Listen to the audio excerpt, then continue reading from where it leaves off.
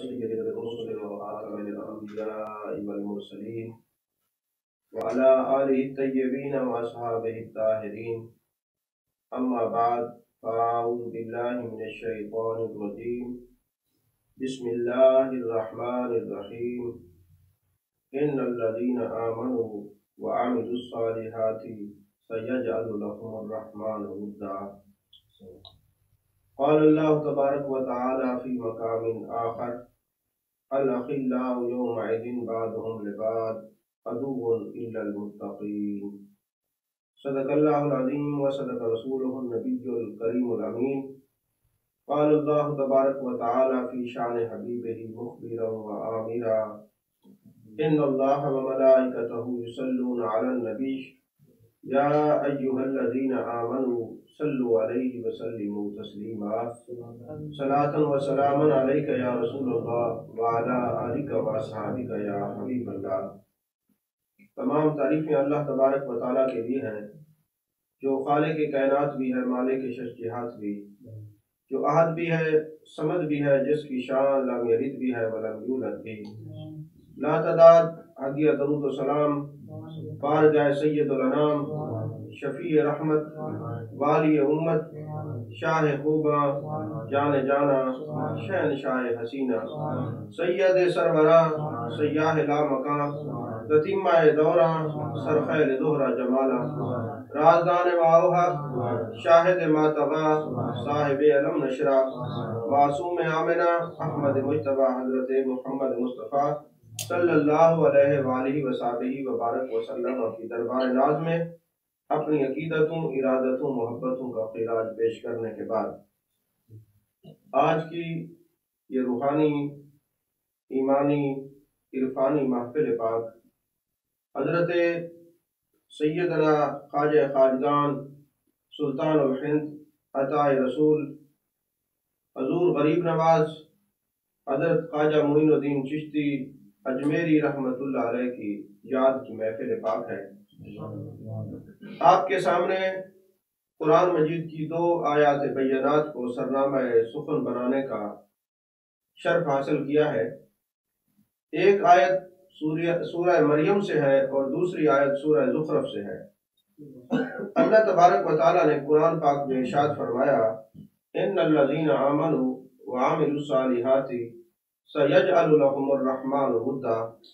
بے شک جو لوگ ایمان لائے اور نیک عمل کیے، میں ان کی محبتیں لوگوں کے دلوں میں بٹھا دیتا ہوں. ایک ہوتا ہے حب، ایک ہوتا ہے ود.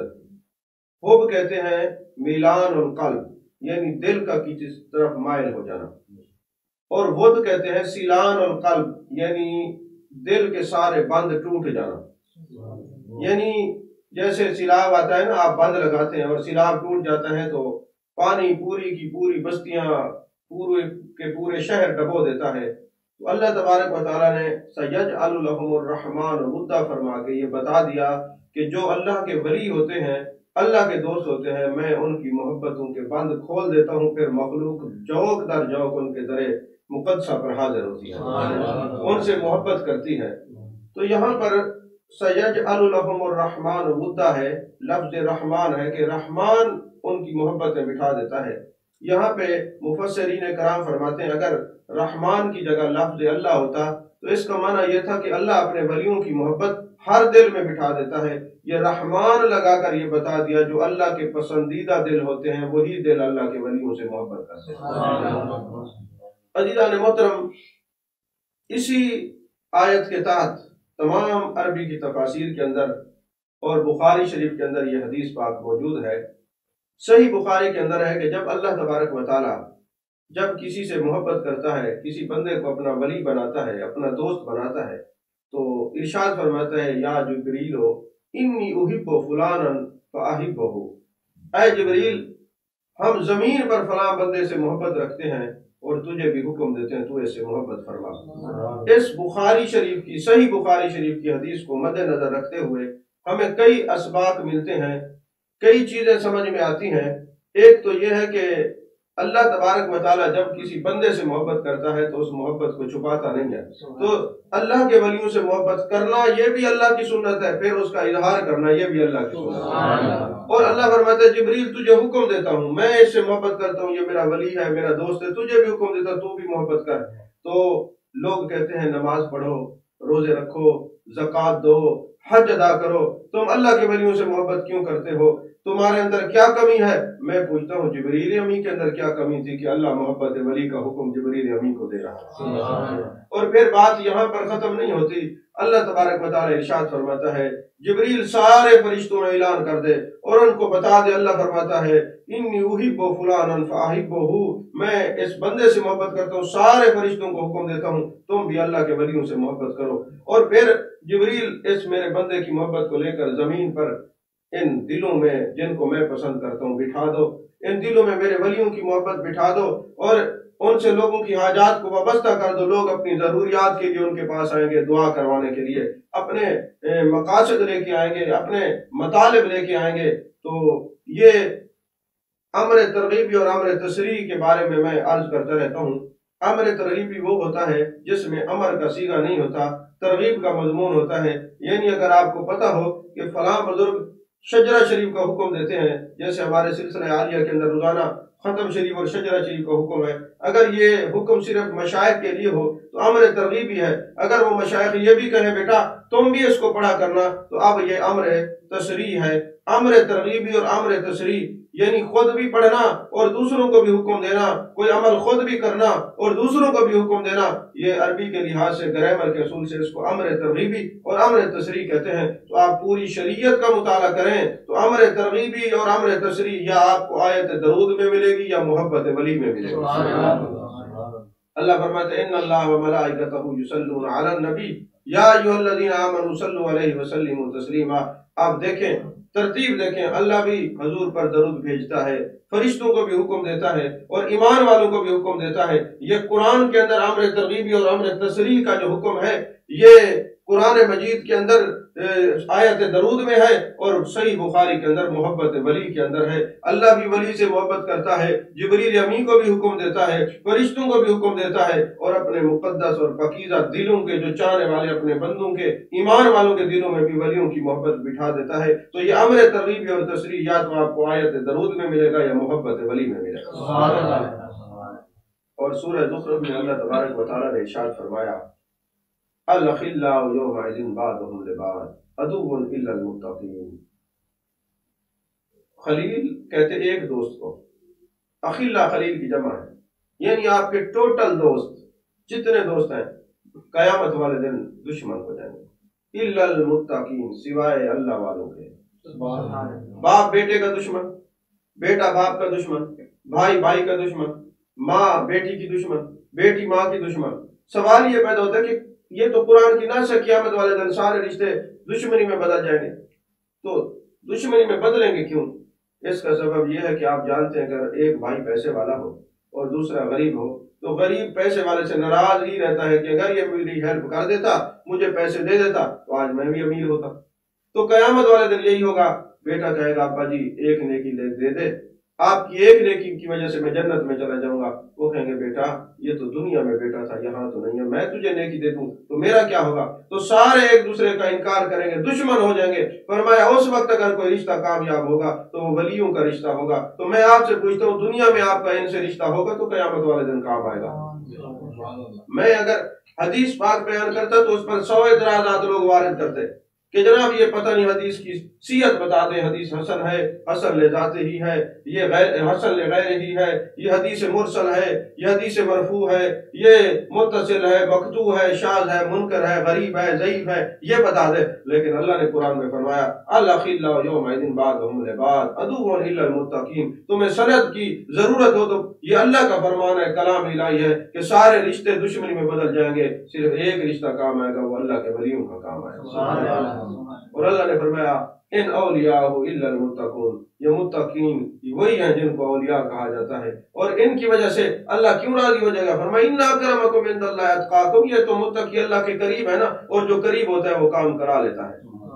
عزیزان محترم، آج لوگ کہتے ہیں ولیوں کی نسبت قیامت والے دن کام نہیں آئے گی۔ اٹھائیں صحیح بخاری، ہر بات میں جہاں آپ کو دوسرے مسائل یاد آتے ہیں تو وہاں پہ فضائل والی حدیث بھی پڑھا کرے نا۔ صحیح بخاری کے اندر حدیث پاک ہے، جب اللہ تعالیٰ کے ولی اللہ حکم دے گا اے میرے بندوں کس کی عبادت کرتے تھے، وہ کہیں گے اللہ ہم تیری عبادت کرتے تھے، اللہ فرمائے گا جاؤ پھر جنت میں داخل ہو جاؤ۔ اب یہ اللہ کے ولی جنت کے دروازے پہ کھڑے ہو جائیں گے، داخل نہیں ہوں گے، دروازے کے اندر نہیں جائیں گے، جنت میں نہیں جائیں گے۔ اللہ فرمائے گا میرے ولیوں، میرے دوستوں، آج تم جنت میں کیوں نہیں جاتے؟ تو یہ ولی اللہ کی بارگاہ میں عاجزی کے ساتھ عرض کریں گے میرے مالک، جو ہمارے ہاتھ پہ بیعت کرتے تھے، جو ہمارے ساتھ رہتے تھے، یصلون معنا، جو نمازیں ہمارے ساتھ پڑھتے تھے، یحجون معنا، حج ہمارے ساتھ کرتے تھے، یعملون معنا، ذکر فکر اٹھتے بیٹھتے سارے کام ہمارے ساتھ کرتے تھے، آج ہم ان کو چھوڑ کے اکیلے کیسے جنت میں جائیں؟ ہمیں ان کو ساتھ لے کے جانا ہے، اور ہیں ہمارے چاہنے والے، متبین ہیں، متبعین ہیں، اور مخلصین ہیں، مریدین ہیں، ہم ان کو چھوڑ کے جنت میں کیسے جائیں؟ اللہ فرمائے گا اچھا تمہارے چاہنے والے اگر جہنم میں ہیں تو جاؤ، اگر ایک رائی برابر بھی ایمان ان کے دلوں میں ہے تو تمہیں اجازت دیتے ان کو جہنم سے نکال کے جنت میں لے جاؤ۔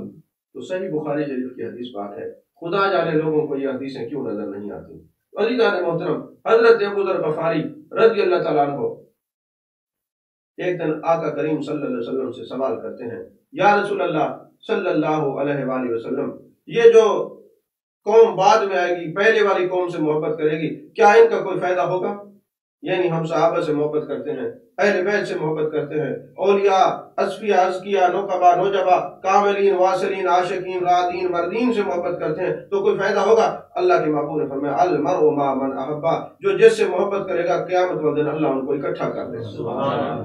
تو آج ہم حضرت خواجہ معین الدین چشتی اجمیری رحمۃ اللہ علیہ کی بارگاہ میں ہدیہ تبریک اس لیے پیش کر رہے ہیں، ان کی خدمت میں حاضری اس لیے لگوا رہے ہیں تاکہ قیامت والے دن یہ ہمیں نہیں بھولیں گے، اور ہم انشاءاللہ انہی کی مجلس میں ہوں گے، انہی کی معیت میں ہوں گے، اور انہی کے سایہ عاطفت میں ہم جنت میں چلے جائیں گے، سایہ رحمت میں ہم جنت میں چلے جائیں گے۔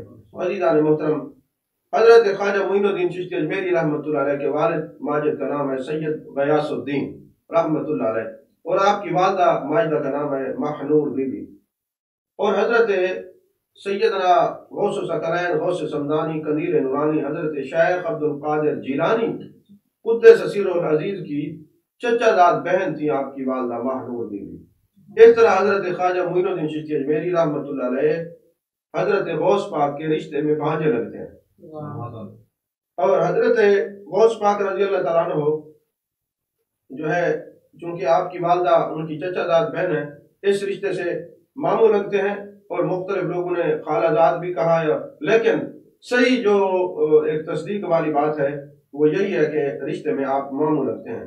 تو حضرت خواجہ معین الدین چشتی اجمیری رحمۃ اللہ علیہ کے والدین اماں جی اور ابا جی دونوں حافظ قرآن تھے، اور حضرت خواجہ معین الدین والملت رحمۃ اللہ علیہ مادر زاد ولی ہیں۔ آپ کو جو غریب نواز کہا جاتا ہے اس کا سبب یہ ہے کہ بچپن کا زمانہ تھا، آپ کی عمر مبارک 40 سال تھی، تو آپ عید کی نماز پڑھنے کے لیے جا رہے تھے، تو راستے میں دیکھا کہ ایک نابینا بچہ زار و قطار رو رہا ہے۔ آپ نے پوچھا تم کیوں رو رہے ہو؟ انہوں نے کہا میرے والدین دنیا سے چلے گئے، میں یتیم ہوں، آج عید کا دن ہے، پہننے کے لیے کپڑے نہیں، رہنے کے لیے سہارا نہیں، بے سہارا ہوں۔ آپ رونے لگ گئے اور اس بچے کو ہاتھ پکڑا گھر لے گئے اور کہا اماں جان اس کو غسل دے دیں اور اس کو کپڑے پہنا دیں، میری عمر کا ہے، چھوٹا سا بچہ ہے، یہ میرے کپڑے ان کو پہنا دیں اور میں جو پہلے پہنے ہوئے کپڑے ہیں وہ پہن لوں گا۔ نئے کپڑے اس بچے کو پہنا دیے، اور جب باہر نکلے تو لوگوں نے کہا یہ تو غریب نواز ہے۔ اس دن سے غریب نواز لوگوں نے کہنا شروع کر دیا، آج تک غریب نواز ہی پکارا جا رہا ہے۔ عزیزان محترم، آپ پڑھتے رہے اور بچپن سے آپ کے سر سے آپ کے والدین کا سایہ اٹھ گیا، اور 14 سال کی عمر میں آپ نے حفظ کیا اور کچھ کتابیں درس نظامی کی پڑھی، اور پھر علم حاصل کرنے کے لیے نیشہ پر اور مختلف مدارس میں تشریف لے گئے۔ جب آپ کی عمر مبارک 20 سال ہوئی تو آپ حضرت سیدنا غوث ثقلین غوث سمدانی قطب ربانی شیخ عبد القادر جیلانی رضی اللہ تعالیٰ عنہ کی خدمت میں گئے، اور کئی سال ان کی خدمت میں کئی مہینے 5 ماہ رہے، اور روزانہ حضرت غوث پاک رضی اللہ تعالیٰ عنہ آپ کو سامنے بٹھا کر فیوز و برکات سے مالا مال فرماتے تھے۔ گویا حضرت خواجہ معین الدین چشتی اجمیری رحمۃ اللہ علیہ کو بھی حضرت غوث ثقلین غوث سمدانی قطب ربانی شیخ عبد القادر جیلانی رضی اللہ تعالیٰ عنہ کا بھی فیض ہے۔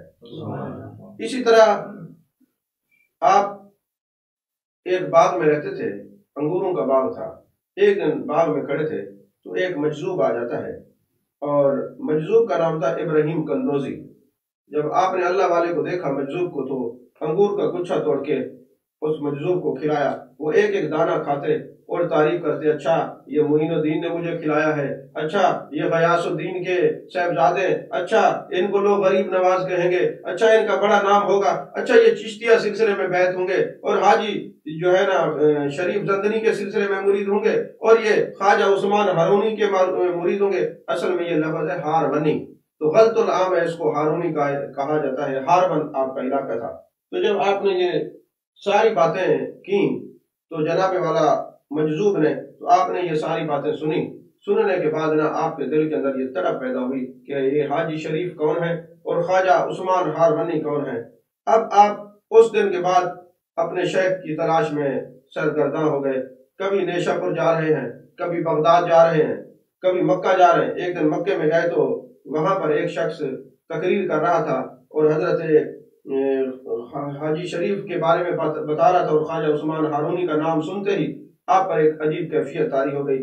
آپ وہاں سے چلتے چلتے اپنے شیخ کی بارگاہ میں پہنچے، پھر حضرت غوث ثقلین کی ملاقات ہوئی۔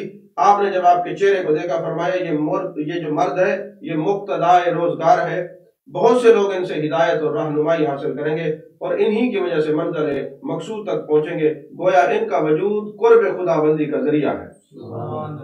عزیزان محترم، آپ چلتے چلتے جناب مکہ سے مدینہ، مدینہ سے پھر نیشہ پور آئے تو خواجہ عثمان ہارونی کا ذکر آپ نے سنا، تو سنتے ہی آپ پر ایک عجیب کیفیت طاری ہو گئی۔ اب ایک آدمی نے جب حضرت خواجہ عثمان ہارونی کا ذکر کیا تو آپ نے پوچھا وہ کہاں رہتے ہیں؟ انہوں نے کہا ہارون ایک علاقہ ہے، وہاں پہ آپ تشریف فرما ہے۔ تو آپ وہاں پہ تشریف لے گئے تو وہاں آپ کی خانقاہ کے اوپر بہت رش تھا، بہت سارے لوگ بیٹھے ہوئے تھے۔ حضرت خواجہ معین الدین والملت، حضرت خواجہ معین الدین چشتی اجمیری رحمۃ اللہ علیہ ایک کونے میں بیٹھ گئے، تو آپ کے شیخ اس وقت خطاب فرما رہے تھے۔ تو خطاب فرماتے فرماتے آپ کے شیخ نے فرمایا کہ آج مجھے باغ توحید کے گل نو بہار کی خوشبو آ رہی ہے، مجھے لگ رہا ہے کہ جس کی میں تلاش میں تھا وہ باز اس محفل میں موجود ہے۔ اور یہ ساتھ کہتے ہی آپ صفیں چیرتے ہوئے حضرت خواجہ معین الدین چشتی اجمیری کے ہاتھ مبارک کو پکڑ لیا اور فرمایا یہ معین الدین حسن ہے، یہ اسم با مسمہ ہے، اور مغرب تک آپ اپنے مرید کی ہی تعریفیں کرتے رہے، اور مغرب کے بعد حجر میں بیٹھ کر آپ نے حضرت خواجہ معین الدین چشتی اجمیری رحمۃ اللہ علیہ کو سلسلہ چشتیہ میں داخل کیا، بیعت کیا، اور گویا جس کام کے لیے آپ ہمہ وقت سرگرداں رہتے تھے، آپ کے دل کے اندر تڑپ تھی، بے چینی تھی کہ میں حضرت خواجہ عثمان ہارونی کا بیعت ہوں، وہ جذبہ آخرکار کام آ ہی گیا۔ تو کسی شاعر نے کہا کہ کام آخر جذبہ بے اختیار آ ہی گیا، کام آخر جذبہ بے اختیار آ ہی گیا، دل کچھ اس صورت سے تڑپا کہ ان کو پیار آ ہی گیا۔ اس تڑپ سے آپ حضرت خواجہ عثمان ہارونی کے ہاتھ پر 583 ہجری میں آپ جو ہے نا ان کے ہاتھ پر بیعت ہوئے، اور ساتھ ہی کچھ عرصے کے بعد اپنے مرشد کے ساتھ آپ حج بیت اللہ کے لیے روانہ ہو گئے۔ جس وقت آپ 583 ہجری میں ہی حج بیت اللہ کی سعادت حاصل کر رہے تھے، تو عبادت کر رہے تھے، طواف کر رہے تھے، تو حاطب غیبی سے آواز آئی، اے معین الدین حسن مانگ کیا مانگتے ہو؟ تو آپ نے عرض کی خدا بندہ جو قیامت تک میرے چشتیہ سلسلے میں داخل ہوں ان کو جنتی کر دے، بخش دے۔ تو دوبارہ جواب آتا ہے معین الدین حسن قیامت تک جو تمہارے سلسلہ چشتیہ کے اندر بیعت ہوگا ہم نے اس کو بخش دیا، وہ جنتی ہے۔ عزیزان محترم، پھر آپ حج کر کے جب مدینہ شریف گئے، مسجد قباء کے اندر آپ نے طویل قیام فرمایا، کئی مہینے تک آپ مسجد قباء شریف میں تشریف فرما رہے اور وہاں پہ عبادت کرتے رہے۔ تو ایک دن وہاں پر بیٹھے ہوئے تھے تو عبادت کے دوران آپ کی کیفیت بین النوم والیقظہ کی کیفیت طاری ہو گئی، تو میرے آقا کریم صلی اللہ علیہ وآلہ وسلم کی زیارت نصیب ہوئی۔ تو میرے آقا کریم صلی اللہ علیہ وآلہ وسلم نے فرمایا کہ اے معین الدین، ہم نے تجھے ہندوستان کی ولایت سے نوازا ہے اور تو ہند الولی ہوگا، عطائے رسول کے نام سے جانا جائے گا۔ تجھے ہم ہندوستان میں اجمیر کا علاقہ دیتے ہیں، وہاں کفر و شرک کی ظلمت کو دور کر اور اسلام کا اور ایمان کا جو نور ہے اس کو پھیلا۔ تو اب بڑے خوش ہوئے، اور آپ نے یہ بھی بشارت دی کہ آپ کے اخلاقیات سے اور آپ کے انوار و تجلیات سے پورا ہندوستان روشن ہو جائے گا، آپ کا جو نور ہے ہر طرف عشق مصطفیٰ کو بکھیرے گا۔ اب جب آنکھ کھلی تو دل میں یہ خیال آیا کہ پتہ نہیں اجمیر کہاں ہے، کون سا علاقہ ہوگا۔ اب یہ سوچ رہے، پھر میرے آقا علیہ الصلوۃ والسلام کی زیارت نصیب ہوئی اور میرے آقا علیہ الصلوۃ والسلام نے پورے اجمیر شہر دکھایا، پورے قلعے کی جو ہے نا آپ کو ملاحظہ کروایا گیا، دکھایا گیا، اور ساتھ ہی ایک انار دیا گیا اور فرمایا کہ آپ اجمیر شریف تشریف لے جائیں۔ اب پھر اجمیر شریف جب آپ جانے لگے تو راستے میں حضرت داتا علی حجویری رحمۃ اللہ علیہ کے مزار مقدسہ پر آپ جلوہ گر ہوئے، وہاں پہ آپ نے چلا کیا، بیٹھے رہے، یہاں سے فیض و برکات لے کر آپ جانے لگے تو فرمایا گنج بخش فیض عالم مظہر نور خدا، نا کے سارا پیر کامل کام لارا رہنما۔ یہ جو شعر ہے یہ حضرت خواجہ معین الدین چشتی اجمیری رحمۃ اللہ علیہ کا ہے۔ عزیزان محترم، پھر آپ اجمیر شریف تشریف لے گئے، وہاں کے چونکہ وقت مختصر ہے 90 لاکھ کو آپ نے کلمہ پڑھایا، اور میں یہاں اکثر کہا کرتا ہوں کہ ایک مکتبہ فکر کا جب 7 سالہ جشن ہوا تو انہوں نے اندرا گاندھی کو بلایا، اور اندرا گاندھی جب بیٹھی تو 10 لاکھ علماء تھے، تو 10 لاکھ علماء ایک عورت کو دیکھ رہے تھے، 20 لاکھ آنکھیں دیکھ رہی تھی مگر کلمہ نہ پڑھ سکی وہ۔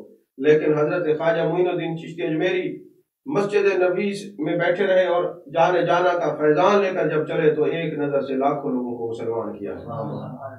تو اس لیے انہی کی نظر سے لوگ مسلمان ہوتے ہیں جن کا سینہ مدینہ بن چکا ہو، جن کے سینے میں عشق مصطفیٰ صلی اللہ علیہ وآلہ وسلم کی شمع روشن ہو چکی ہوں۔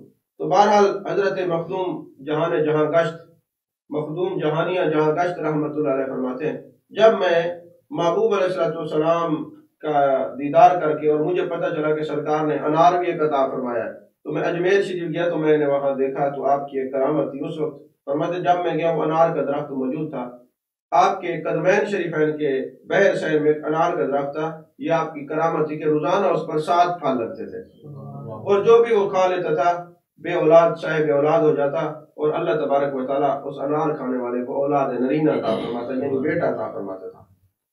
عزیزان محترم، حضرت خواجہ معین الدین چشتی اجمیری رحمۃ اللہ علیہ کی جو کرامات ہیں وہ بہت زیادہ ہیں، کیونکہ وقت مختصر ہے۔ ایک دو عرض کر کے گفتگو کو ختم کر رہا ہوں۔ ایک دن ایک شخص آپ سے ملنے کے لیے آیا جو غیر مسلم تھا، مشرک تھا، اس نے آپ کو دیکھا اور کہنے لگا جی آپ کے دل کے اوپر سیاہ دھبا ہے۔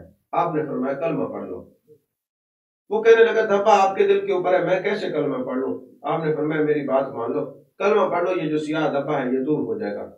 اب ہوا یہ کہ اس نے آپ کی بات مان لی، جیسے ہی بات مانی تو وہ سیاہ دھبا دور ہو گیا۔ تو کہنے لگا حضور میں نے کلمہ پڑھا، سیاہ دھبا دور ہو گیا۔ تو آپ نے فرمایا یہ جو اللہ کے بندے ہوتے ہیں نا، اللہ کے ولی، یہ آئینے کی مانند ہوتے ہیں، جس بندے کے اندر جو عیب ہوں وہ سامنے ولی کو دیکھ کر نظر آتا ہے شاید یہ عیب ان کے اندر ہے۔ یہ ولی آئینے کے اور شیشے کی مانند ہوتے ہیں، جو اب اللہ والوں کو دیکھ کر جو عیب اور نقائص ان سے ظاہر ہوں وہ ولی کے نہیں ہوتے، اس کے اپنے ہوتے ہیں، وہ ظاہر ہو جاتے ہیں۔ اور اگر کوئی بندہ توبہ طیب ہو جائے اور کلمہ پڑھ لے دل سے، اللہ کی توحید اور میرے آقا علیہ الصلوۃ والسلام کی رسالت پر کاربند ہو جائے تو وہ دھبے جو ہیں دور ہو جاتے ہیں۔ اسی طرح حضرت خواجہ معین الدین چشتی اجمیری رحمۃ اللہ علیہ ایک دفعہ بغداد سے گزر رہے تھے تو دیکھا کہ مجوسی آگ کی پوجا کر رہے ہیں۔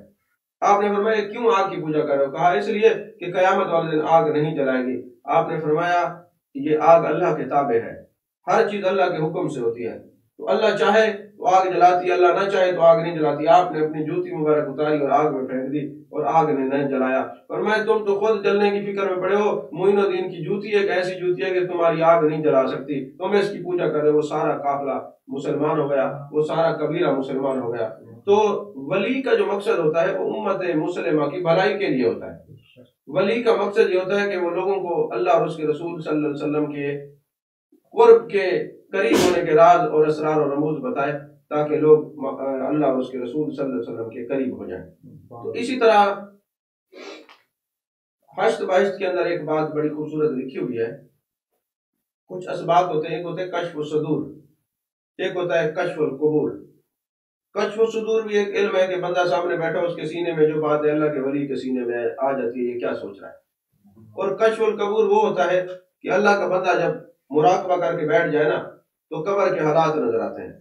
اچھا اب کوئی بندہ کہے جی میں اس بات کو نہیں مانتا، یہ کیسے نظر آتے ہیں؟ کیوں؟ صحیح بخاری کے اندر حدیث پاک ہے کہ میرے آقا علیہ السلام نے فرمایا جب اللہ کا بندہ فرائض کے بعد نوافل پڑھتا ہے، اللہ فرماتا ہے میں اس کی آنکھ بن جاتا ہوں، وہ نہیں دیکھتا میں دیکھتا ہوں. میں اس کے ہاتھ بن جاتا ہوں، وہ نہیں پکڑتا میں پکڑتا ہوں. میں اس کی زبان بن جاتا ہوں، وہ نہیں بولتا میں بولتا ہوں. تو پھر جب اللہ تبارک و تعالیٰ کا اتنا کرم ہو جاتا ہے، اور یہاں میں یہ بھی عرض کر دوں کہ ہم حلول کے قائل نہیں ہیں، ہم غلب کے قائل نہیں ہیں.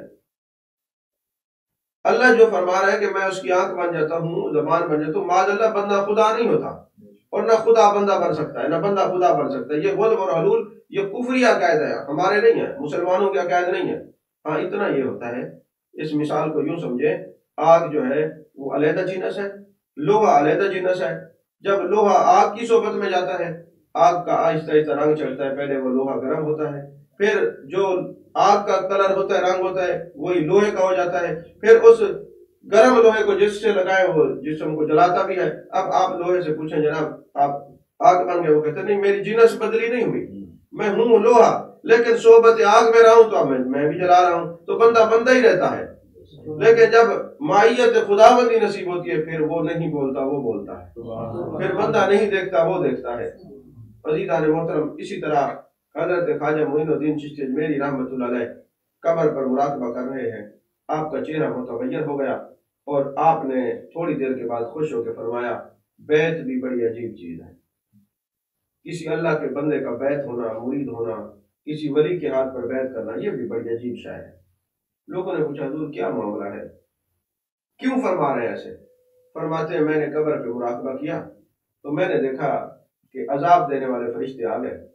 اتنے میں میرے شیخ حضرت خواجہ عثمان ہارونی رحمۃ اللہ علیہ کی روح مقدس آئی اور کہا فرشتوں یہ میرا مرید تھا، اس پر ہاتھ ہلکا رکھنا، عذاب قبر میں تخفیف کرنا. انہوں نے کہا آپ کا مرید تھا لیکن آپ کے نقش قدم پر تو نہیں چلتا تھا، صرف آپ کے ہاتھ میں ہاتھ دیا تھا. اور میں کچھ بھی ہو ہمارے دامن کو تو پکڑا ہوا تھا، اور جب ہمارے دامن کو جو پکڑ لیتا ہے ہم اس کو تنہا دامن نہیں چھوڑتے، ہم بھی اس کے ساتھ وفا کرتے ہیں. تو فرماتے بیت بھی بڑی عجیب چیز ہے، اس کے اعمال جیسے بھی تھے مگر اس نے چونکہ بیت کر رکھی تھی میرے شیخ کا دامن اس کے کام آ گئے. عزیزان محترم، حضرت خواجہ معین الدین چشتی اجمیری رحمۃ اللہ علیہ عشق خدا بندی میں ہمیشہ سرشار رہتے تھے. غریبوں، مساکین، بیواؤں اور یتیموں کے سر پہ ہاتھ رکھنا اور ان کی خدمت کرنا آپ کا وطیرہ تھا. آپ لاکھوں لوگوں کو دنیا میں چھوڑ کر جس وقت آپ کے وصال کا وقت آیا تو بعض کتابوں کے اندر یہ لکھا ہوا ہے کہ اہل اللہ کو حضرت نبی کریم صلی اللہ علیہ وسلم کی زیارت ہوئی کہ آج معین الدین ہمارے پاس آ رہے ہیں. اور حضرت خواجہ معین الدین چشتی اجمیری رحمۃ اللہ علیہ کا جب وصال ہوا تو 6 رجب المرجب 627 ہجری تھی. آج آپ کے عرس مبارک کا دن ہے. اجمیر شریف میں اور دنیا بھر میں عشاق اپنے خواجہ کی بارگاہ میں ہدیہ تبریک پیش کر رہے ہیں. کوئی ایصال ثواب کی صورت میں، کوئی سوز کی صورت میں، کوئی ساز کی صورت میں، کوئی اذکار کی صورت میں اپنے خواجہ کی بارگاہ میں ہدیہ تبریک پیش کر رہے ہیں. اور تاکہ حضرت خواجہ معین الدین چشتی اجمیری رحمۃ اللہ علیہ کو جب پتہ چلے گا اپنی مزار مقدسہ میں فرشتے بتائیں گے کہ آج فلاں فلاں آپ کے چاہنے والوں نے آپ کو یاد کیا ہے، ان کی روح مقدسہ خوش ہو جائے گی اور اللہ بھی راضی ہو جائے گا. تو جس وقت حضرت خواجہ معین الدین چشتی اجمیری رحمۃ اللہ علیہ کا وصال ہوا تو آپ کی یہ کرامت ہے کہ آپ کے ماتھے کے اوپر، آپ کی جبین کے اوپر ایک عبارت لکھی ہوئی نظر آتی تھی، ھذا حبیب اللہ مات فی حب اللہ. یہ اللہ کا حبیب ہے اور اللہ کی محبت میں دنیا سے جا رہا ہے. اللہ تعالیٰ سے دعا ہے کہ جس طرح ہمارے شیخ کریم عطا رسول خواجہ ہند الولی خواجہ خواجگان حضرت خواجہ معین الدین چشتی اجمیری رحمۃ اللہ علیہ اللہ کی محبت سے دنیا سے گئے ہیں، اللہ تعالیٰ ہمیں بھی اللہ اور اس کے رسول کی محبت عطا فرمائے. وآخر دعوانا الحمدللہ.